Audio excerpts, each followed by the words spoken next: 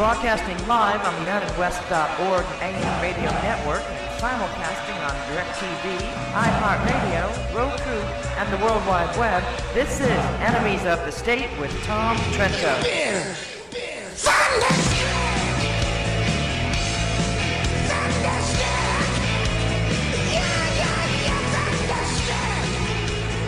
Yeah, all right, everybody. Where's the sound and the noise and everything else?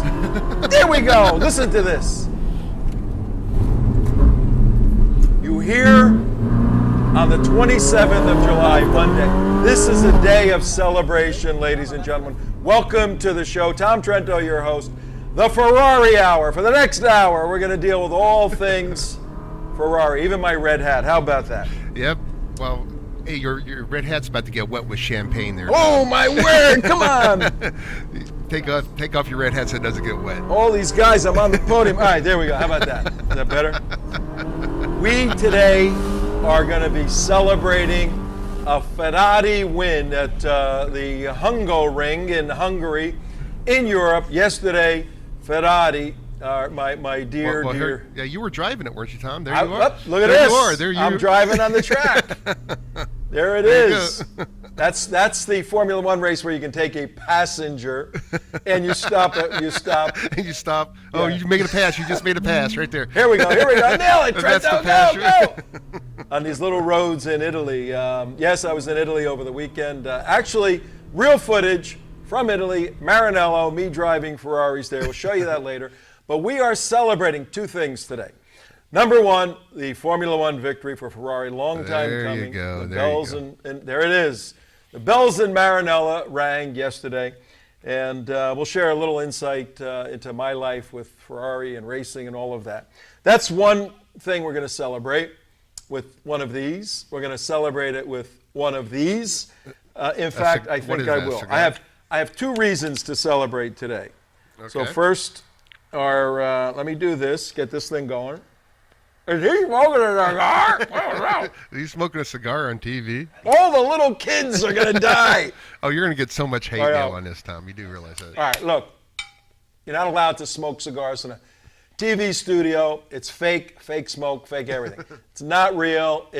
Look, do you think I'm in Hungary at the race? Of course not. That's green screen. The cigar is brown screen. The smoke is brown screen.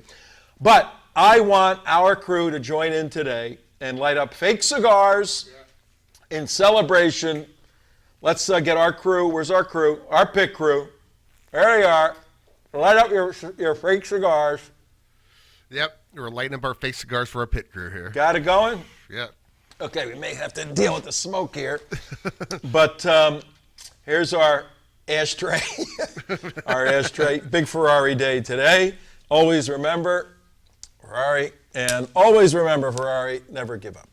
So call your friends, Ferrari show today. Yeah, you guys been getting your butts kicked, your little Ferrari team. Why not? I mean, when's the last time you guys won a race? Been a while. Last year. I mean, Red Bull and what's the other Actually, team? earlier this year, there was one win this year. Red Bull's doing good. Mercedes is the primary winner. But not only are we celebrating Ferrari today on Monday the 27th, WSBR Radio, 740 on your dial, Red State Talk Radio. Not only are we celebrating with cigars and other things, as you'll see, Ferrari's phenomenal win, but we're also celebrating our last day on the show. That's it. This is our last day. We've been alluding to it. The day has come. Our Enemies of the State show, hosted by myself, along with these guys in the control room. These guys in the control room. That's right. Introduce yourselves. Well, that's the brain over my shoulder right there on top left-hand part of your screen. He's got his own mic, but he doesn't say very much. I'm J. Mark Campbell. Director of the show. Director of the show. Producer, Damon Rosen. There you go. And we'll have some of our well-known guests in a little later. I think Imam Abdullah is going to stop by to say goodbye. I think we have Shmucky Putznik. He's coming too. Vinny Babutz. All of them are coming in. But hey, yes. T. Yo. I'm already here. I'm so excited about this Ferrari win. I came in early today. Yep, big win for Ferrari. But it is seriously our last show and we're celebrating our last show. Not that we have to end the show. We did not want to end the show, but as we've explained, you have to actually pay for the radio time with the kind of material we deal with. There's no way in the world Clear Channel or one of these stations, Salem or any of these folks have the guts to put us on when we deal so directly with President Obama, with Islamic Jihad, with these different issues. So we have to buy our own time, and we have been incapable, absolutely incapable, of selling advertising time on the show to pay for it. So we've been living on donations, and thanks to, I think the latest count is what, 47 Republican candidates running for office. 47 million, right? They're all in Florida. Florida's so key. They are sucking up donors of ours that love us, say, hey, we have to give, I got to give to 20 of these guys, you know, I got to do all this. So we had to do something. We cut out the radio portion of what we do. We're going to tell you what we're going to be doing in a little bit. But the cigars, fake cigars. Yeah, you got to pull back your hat or something, Tom. You're killing you. There you go. Fake cigars, a fake smoke and a fake cough in a fake, non-exhausted studio here. Where's OSHA? Yeah, exactly. We're not celebrating the end of our show. We're celebrating the fact that we've had a phenomenal run. We've been on with a little bit of a break in there, like 3 years, I think. We had a few months off, and it's been great. I mean, comparably, well, we'll talk about our show in a little while, but let's take a little look into why I'm a Ferrari fanatic, if you will, a little bit. Yes, I am working in the counter-jihad world, but if I had my druthers, I'd be driving a Formula One car right now. There's a 458 Ferrari.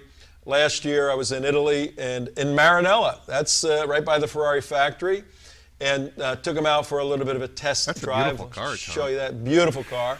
About 300 large. You can get one if you want one. Is that what you paid for yours? I think there's donors still with us so far on the show. Wait, that's not yours. That's not my car. It's not your car. I was on assignment in Europe. I was on assignment, and a friend of mine had some connections with the Ferrari folks, and said, come with me, and we'll go drive some cars and all of that. And you said, really? I said, okay. I'll be there tomorrow.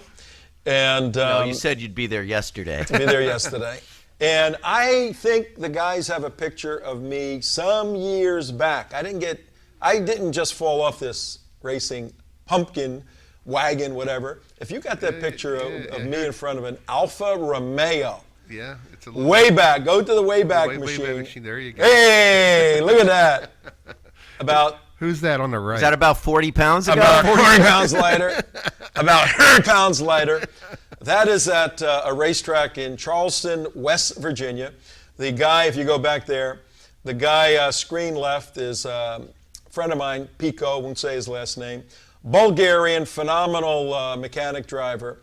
I raced for his shop, and 6-hour endurance race.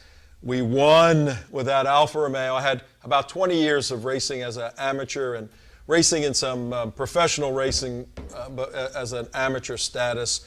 Raced in the Miami Grand Prix, the Palm Beach Grand Prix, all of that stuff. And then subsequently was injured, not in an automobile, some other way, and not able to race at that level anymore. But I am able to jump in a 458 and fly through the streets of Maranello, Italy. And you could do this too. If you're interested, contact me. I'll tell you how to get in touch with the people. Just give us a couple of minutes of zipping through Maranello. There we go.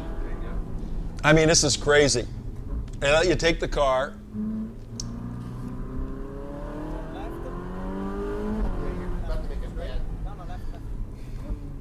Yeah, these are on little country roads. Little country roads, you know? yeah, right out in the middle of the driving through the fields and roads. It's a little one-lane road. Almost.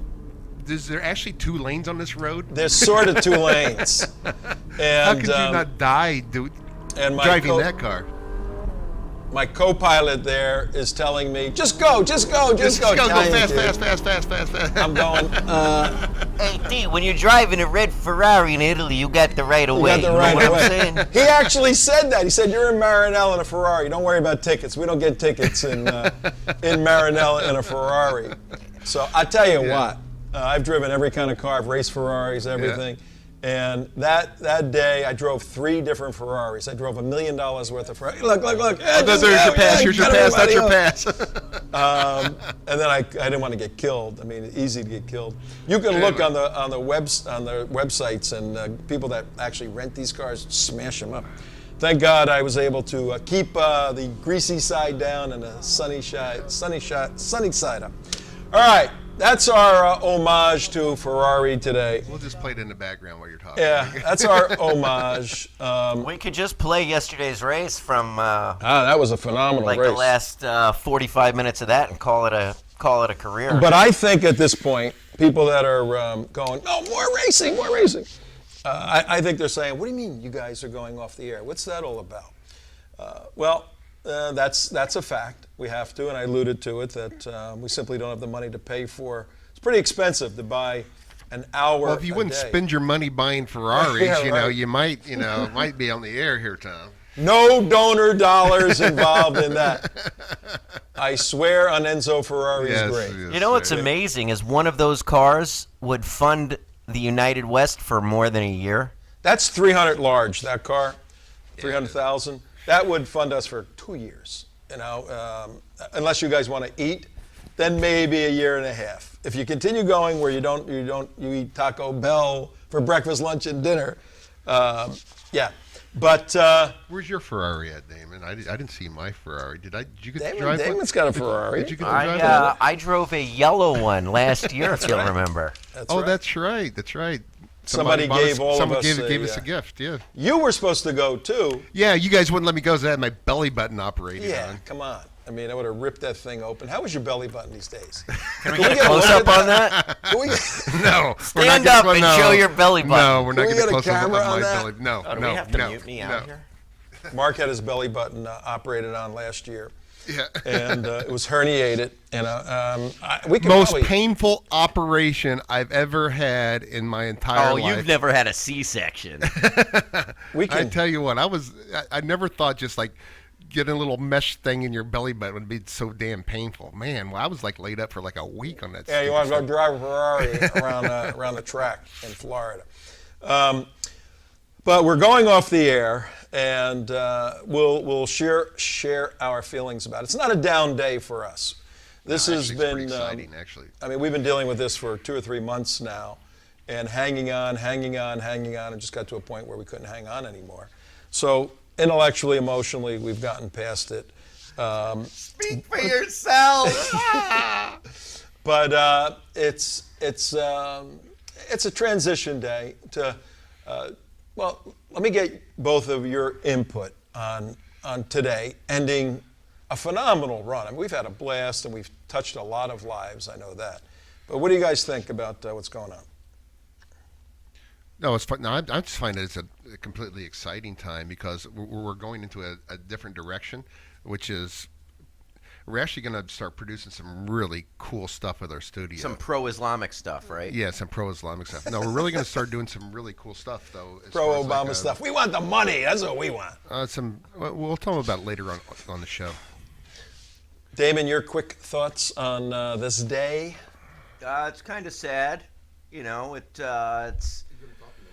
It's pretty amazing that with the world on fire with jihad, the Iran thing, and that being our wheelhouse where we were nut jobs 3-4 years ago, now the mainstream media is doing very similar stuff. I mean, that's the news. I mean, terrorism, Islamic terrorism specifically, is the news, and we can't get enough money to stay on the air. So it's a little depressing. Particularly when you watch the mainstream outlets talk about and butcher the story. Yeah, well, the primary issue on America's minds today is the Islamic threat and Islamic State and homegrown attacks and all of that, and we're going, this is what we do. This is what we understand. How come, But look, we've never claimed to be great fundraisers. I'm certainly not. That's for sure. He might be a big Zionist, but he's no Jew when it comes to the Raising monies. money, yeah. Our view was, look, do the work, do the work, do the work professionally, do it extremely well, and have a little fun doing it, because otherwise you swallow your cigar here if it gets too crazy. And then people who understand and see what's going on. And look, we're not going out of business, so we do have donors keeping us alive. We simply can't have that everyday commentary. Right. And to have to lay down a record as we did, I think we did over 700 or 800 shows through the radio station. And we got a shout out right now to Bob Morency and Duff and Joe and all the guys at the station. We produce our show about 30 miles away from the station. The station is in South Palm Beach, Florida. And originally, remember we were there, we were in the station. Actually, inside the station. We started doing a little bit of streaming, then we said, okay, well, why don't we branch it out, do some more stuff? And we kept growing and growing, and we're still growing. We're just going in another direction now. If you have one of those old shows to show, us in that little room, CJ's there. Some things just don't change, But and then we grew just out throw of something that. on right last second. We grew out of that, and we went to our old place where we just had a room that we converted to a studio, and we made that managed. And look, it takes us about 20 man-hours a day to pre-produce the show, shoot the show, post-produce it, and then promote it through our email campaigns and social media. It takes a lot of friggin' time to do this, and that's 1 hour of insight, commentary, edutainment, all of that. And we laid down a phenomenal body of work. Some people have chosen to write books. I had opportunities to write books. I participated in a couple of them. And I may do that in the future, but I chose to lay down our team here, our body of work in a digital fashion that'll go on forever and ever and ever. And we've had some of the world's best experts on our show. We've had enemies on our show. We've done remotes from all around the world. We've traveled different parts of the world. We've done stuff that major studios do, and we've done it for $100,000 a year kind of budget. I mean, it's crazy when you think of all of this, but none of us get paid doing this, and we don't drive Ferraris every day, believe me. But that daily commentary is going away. So it is a little bit of a sad day, because there's nothing better. There's nothing better. Correct me if I'm wrong, gentlemen. There's nothing better than getting up early in the morning, and I'm an early riser, 4:30. So I'm watching like middle of the night ABC News and then CNN and Al Jazeera. By 8 o'clock, I'm fit to be tied, and I can't wait to get to work. We love our job. We love coming here. We love putting the show together, and we come in and we vent, but a focused, processed vent. To its end is for what is that? That's the second studio, right? Yeah. I don't know. Tell them about the background. Give them a little insight into that background, Mark. That background was quite interesting. We actually made that back. This is not the chroma key. This is actually It's a real wallpaper. It's wallpaper. It actually was, and it actually worked out pretty well until It fell down. Mark comes into the studio and then it was gigantic as a surprise poster, right? Right. I go, what is that? He goes, I had it printed out. It was 10 feet by 10 feet. Yeah. I go, what are you talking about? He goes, well, it's as a backdrop.